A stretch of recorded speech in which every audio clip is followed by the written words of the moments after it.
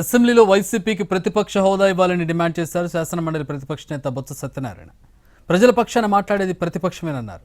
అలాంటి హోదా తమకు ఇవ్వకుండా గొంతు నొక్కాలని చూస్తున్నారని ఆరోపించారు బొత్స సత్యనారాయణ. అసెంబ్లీలో ప్రతిపక్ష హోదా డిమాండ్ చేసిన వైసీపీ సభ్యులు సభ నుంచి వాకౌట్ చేశారు. ప్రజలు పడుతున్న కష్టాలను తెలియచెప్పేది ప్రతిబింబించేది ప్రతిపక్షం. అలాంటి ప్రతిపక్షానికి దానికి ఇవ్వాల్సిన గౌరవాన్ని హోదాన్ని ఇవ్వకుండా రాజ్యాంగాన్ని చేతితో తీసుకుంటున్న ఈ ప్రభుత్వాన్ని మరి ఇవాళ గవర్నర్ ప్రసంగంలో మేము అందరం కూడా డిమాండ్ చేస్తాం.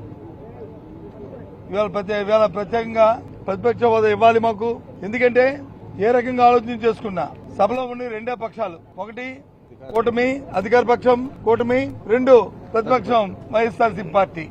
కాబట్టి ఇవాళ ప్రతిపక్షంగా ఉన్న మాకు ఆ హోదా కల్పించాలని మేము డిమాండ్ చేస్తాం. ప్రజలు పడుతున్న కష్టం